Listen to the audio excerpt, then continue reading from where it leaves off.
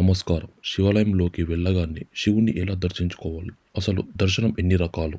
శివ దర్శనంలోని విధి విధానాలను మరియు అక్కడ మనం తప్పక దర్శించాల్సిన దర్శనమూర్తుల ప్రాముఖ్యతలను శ్రీ బ్రహ్మశ్రీ చాగంటి కోటేశ్వరరావు గారి అమృతవాణిలో ఈరోజు మనం తెలుసుకుందాం.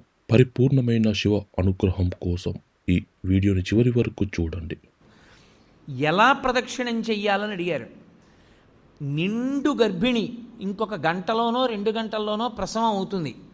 కిందంతా బిందెతో నూనె పోసేశారు. ఆమెకు ఒక పెద్ద బింది ఇచ్చి నీళ్లు చంకలో పెట్టారు, డొక్కలో. ఆమె పట్టుకుంది. ఇప్పుడు ఆ నూనె ఉలికిపోయిన నేల మీద నడుస్తోంది. ఆమె ఎంత పరాకుగా అడుగు వేసి నడుస్తుందో ప్రదక్షిణ సమయంలో అంత పరాకుగా అడుగు వేసి నడవాలి, చప్పుడు రాకుండా. అదే ఉపమానాన్ని వాడింది శైవాగమం. యథాతథంగా మీకు నేను ఆ ఉపమానాన్ని అందించాను. అంత మెల్లగా పదఘట్టన లేకుండా తిరగవలసి ఉంటుంది. అందుకే అడుగడుగు ప్రదక్షిణం అంటారు. ఇలా అడుగు వేసి దాని ముందుకు తెచ్చి అడుగు వేస్తారు, మళ్ళీ అడుగు వేస్తారు. నిశ్శబ్దంగా ప్రదక్షిణం చేయాలి. శివాలయంలో ప్రదక్షిణం చేస్తూ ఏమీ మాట్లాడకూడదు. అసలు శివాలయంలోకి వెళ్ళి లింగాన్ని చూడడం కాదు. మీరు శివాలయంలో శివుడు 8 రూపాలతో ప్రకాశిస్తూ ఉంటాడు. ఇప్పుడు ఈ 8 శివస్వరూపాలే.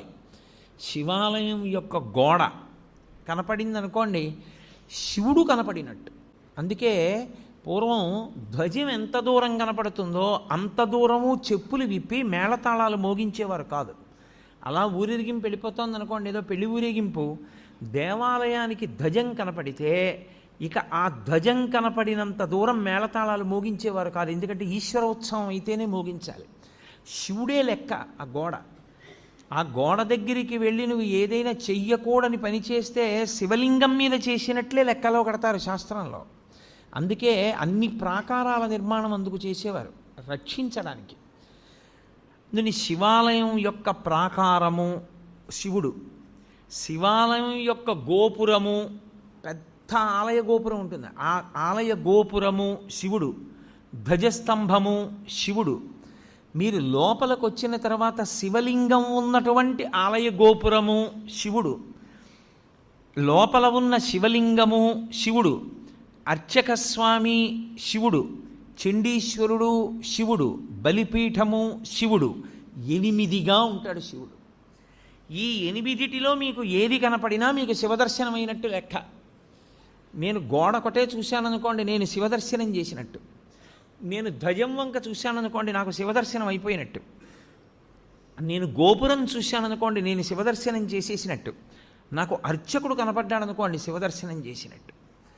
చండీశ్వర స్థానం దగ్గరికి వెళ్ళాడనుకోండి, శివదర్శనం చేసినట్టు. ఈ 8 చూశాడనుకోండి, పూర్ణంగా శివదర్శనం చేసినట్టు. ఎందుకంటే శివతత్వము ఎప్పుడూ అష్టమూర్తి తత్వంగానే వెడుతుంది. 8 అంకెకి కట్టుబడాలి శివతత్వం. అందుకని ఈ 8 యందు పరమశివుని యొక్క తేజస్సు ఉంటుంది. శివుడే 8గా ఉంటాడు. ఈ 8లో మీరు ఏది దర్శనం చేసినా శివాలయంలో శివదర్శనము చేసినట్లే. కాబట్టి ఇప్పుడు తూర్పున ఉన్నటువంటి ముఖం తత్పురుష ముఖం. ఈ తత్పురుష ముఖం వాయువు మీద అధిష్టానంగా ఉంటుంది. ఉండి లోకమునంతటినీ తిరోధానం చేస్తూ ఉంటుంది. తిరోధానము అన్న మాటకు అర్థం మీకు నేను బాగా తర్వాత చెప్తాను. మీరు ప్రదక్షిణం చేస్తూ ఇలా ఎడం పక్కకు వస్తే దక్షిణ దిక్కు వస్తుంది. దక్షిణాన్ని చూస్తూ దక్షిణామూర్తి ఉండాలి శివాలయంలో. శివాగమంలో దక్షిణాన్ని చూస్తూ దక్షిణామూర్తి ఉండకుండా శివాలయం కట్టకూడదు. ప్రదక్షిణం చేసేటప్పుడే దక్షిణామూర్తి కనపడాలి. దక్షిణామూర్తి దక్షిణాన్ని ఎందుకు చూస్తాడంటే ఆయన మృత్యుంజయుడు. ఆయన ఉత్తరాన్ని కూర్చుని దక్షిణాన్ని చూస్తాడు.